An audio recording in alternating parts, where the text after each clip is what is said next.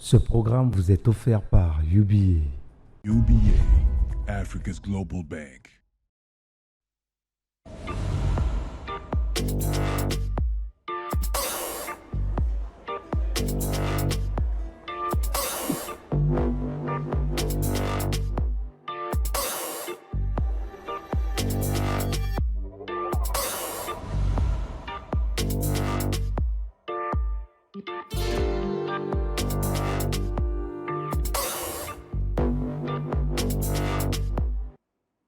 Bienvenue sur Gabon 24. Comment devenir riche? Qui ne rêve pas de devenir riche? Mais quelles sont les solutions? Par quels moyens passer pour devenir un grand homme d'affaires avec beaucoup d'argent? Tout le monde voudrait avoir la solution miracle et beaucoup nous parlent de l'intelligence financière. Mais qu'est-ce que c'est exactement? C'est le thème de notre émission aujourd'hui. Mais avant cela, vous savez déjà la tradition. Dites-nous, qu'est-ce que l'intelligence financière? C'est une façon de procéder dans un bon cadre économique, quoi. Aucune idée. L'intelligence financière est le mot qui fait l'écho. Allons-y découvrir avec la voix de Junior. Premier, Junior, dites-nous, qu'est-ce que l'intelligence financière finalement?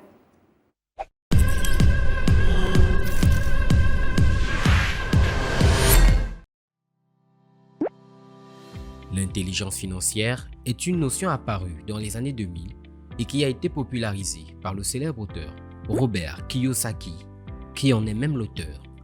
Il s'agit de la capacité de résoudre des problèmes financiers afin d'éviter les retombées graves qui peuvent en découler. Ainsi, selon Robert Kiyosaki, il y a une condition primordiale avant de devenir riche.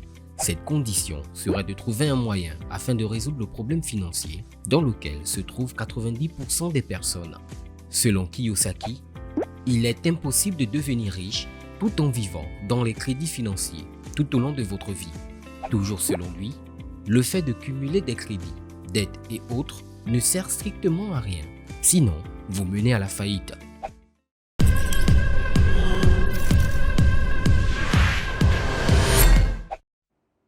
Qu'est-ce que l'intelligence financière?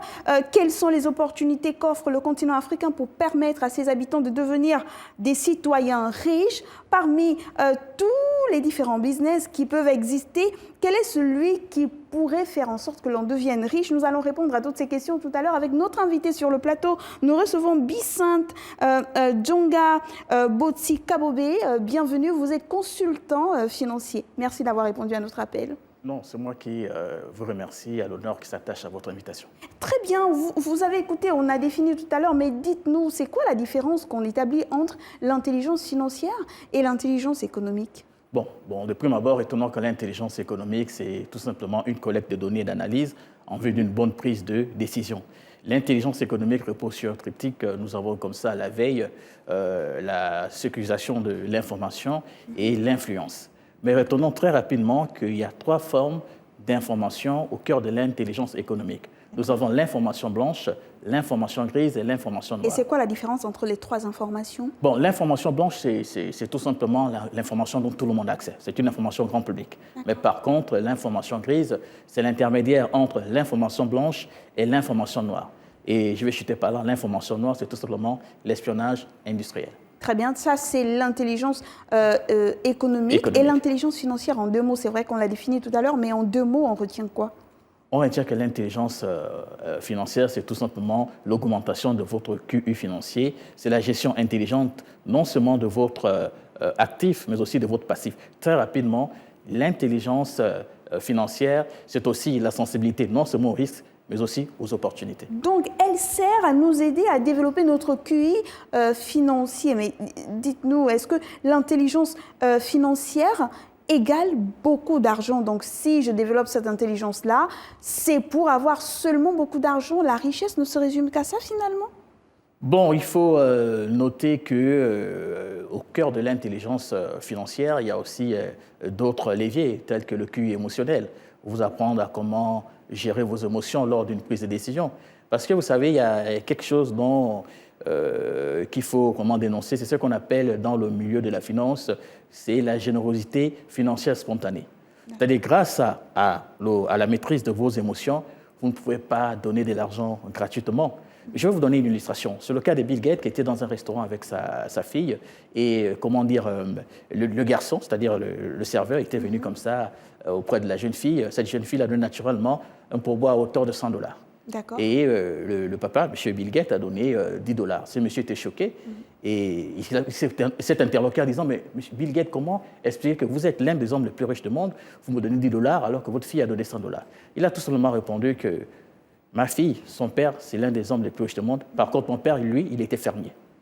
Très bien. Alors, l'intelligence financière est la capacité de résoudre des problèmes financiers afin d'éviter les retombées graves qui peuvent en découler. Et là, vous nous parlez de l'intelligence émotionnelle qui nous aide quelque part à ne pas faire des dépenses inutiles.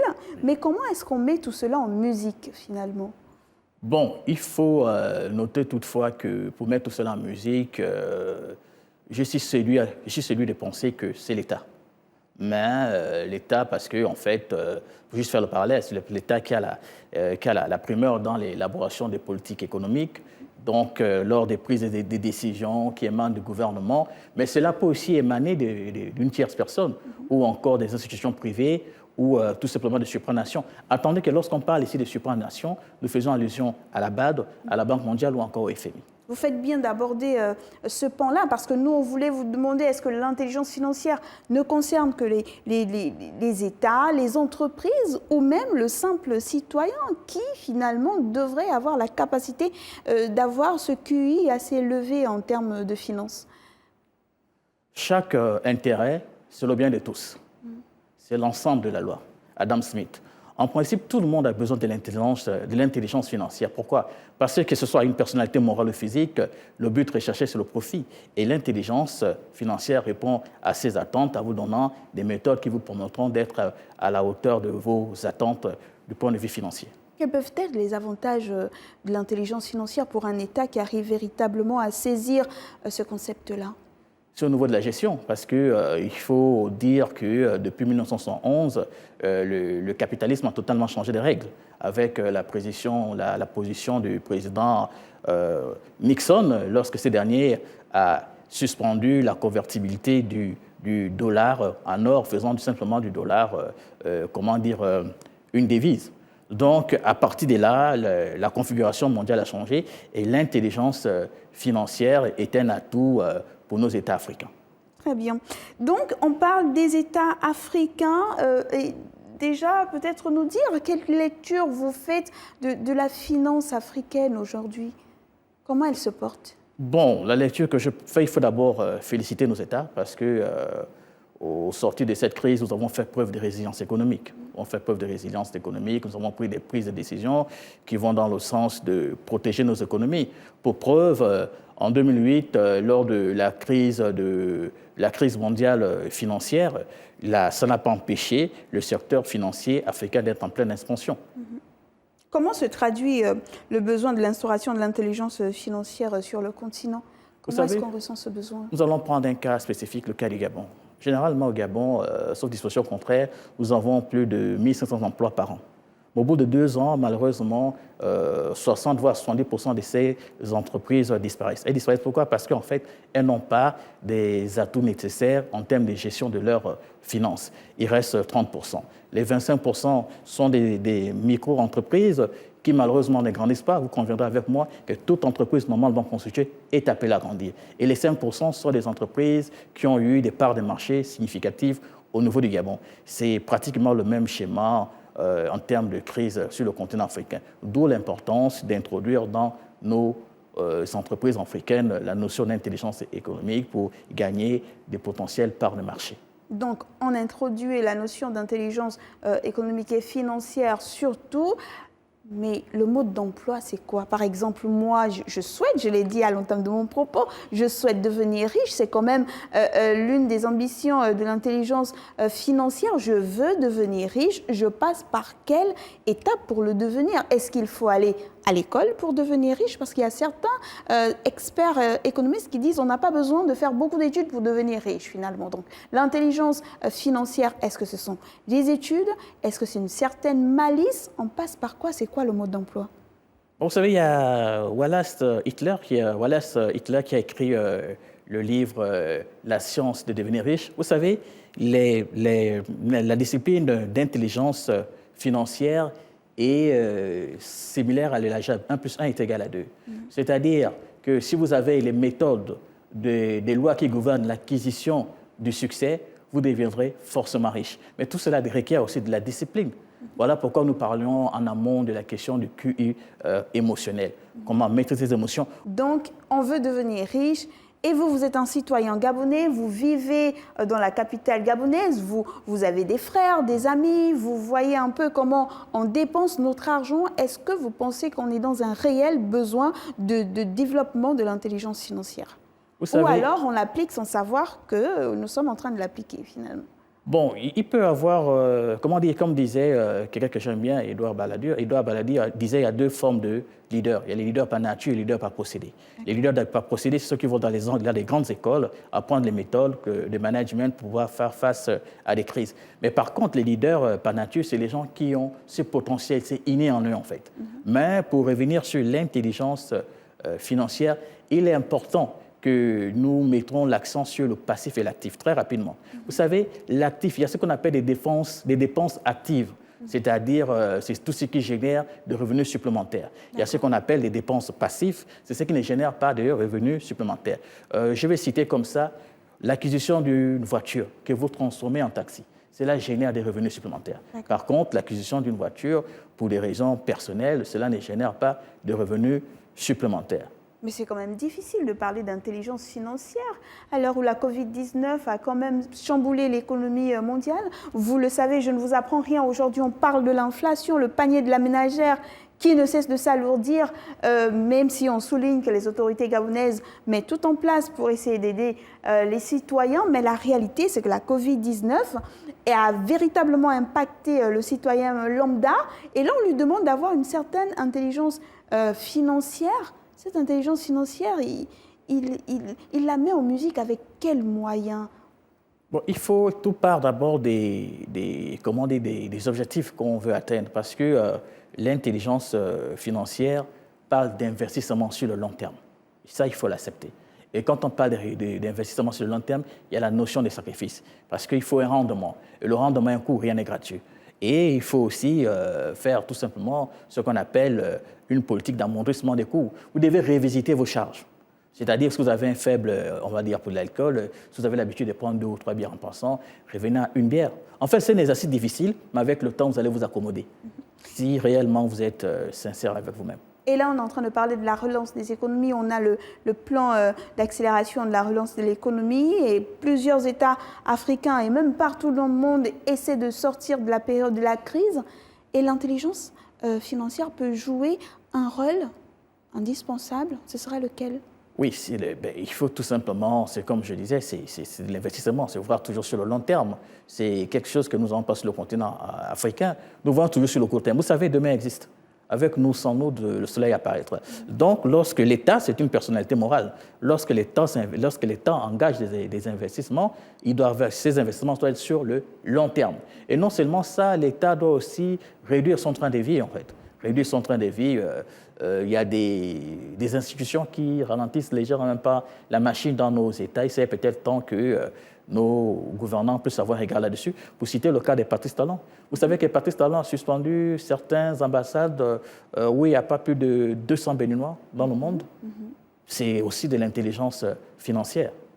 Parce qu'on sait qu'après, il y aura des avantages économiques. Alors, on sait quand même qu'en finance, il y a beaucoup de systèmes qui ont des limites. Vous n'allez pas nous dire que l'intelligence financière n'a aucune limite. Elle cache quoi derrière? Il y a des limites. Bon, l'une des limites qui me vient comme ça à l'esprit, c'est le contexte sociopolitique.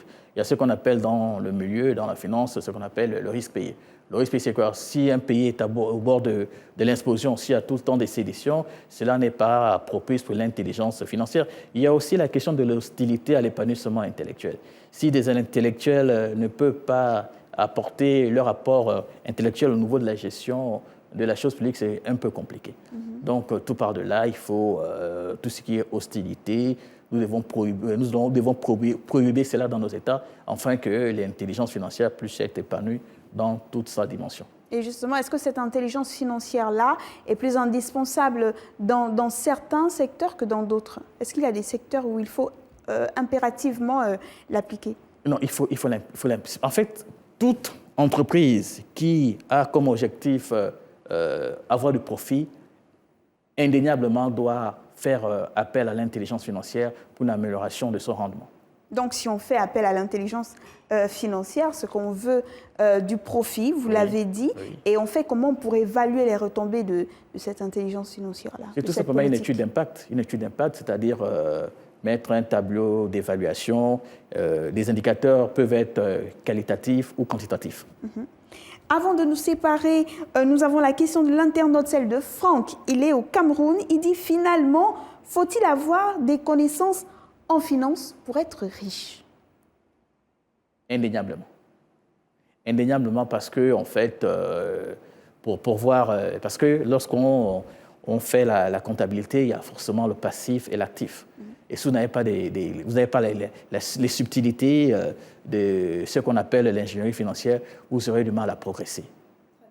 J'espère qu'on a répondu à votre question, hein, Franck. Vous êtes au Cameroun, quelque part. Alors, merci à vous, Bicinte Djonga Botika Bobé. Je rappelle que vous êtes consultant en finance. Vous avez répondu à notre appel pour débattre de la question du développement de l'intelligence financière en Afrique. On a vu qu'on a beaucoup d'efforts à faire. Merci d'avoir répondu à notre appel. C'est moi qui vous remercie.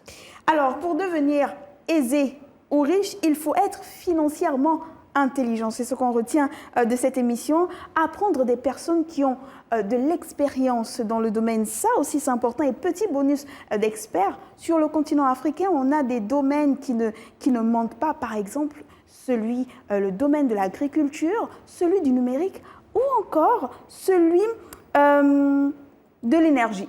Alors ça, c'était la petite astuce. Ne manquez pas de développer votre intelligence financière dans ces domaines-là. Merci de nous avoir suivis et surtout n'oubliez pas que le temps de la réflexion est une économie de temps. Au revoir et à très bientôt sur nos antennes.